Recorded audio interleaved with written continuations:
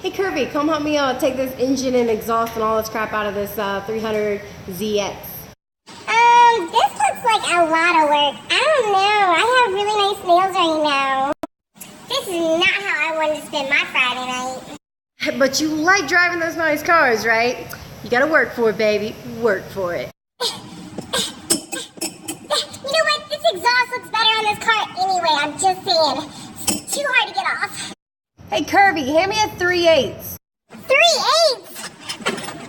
There's only 2 though.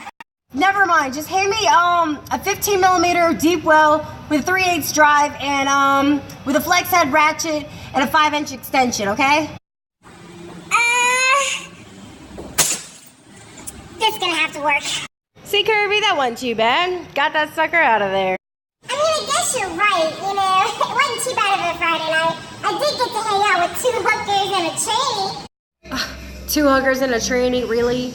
Put my headers up. Let's get this mess cleaned up and call it a night.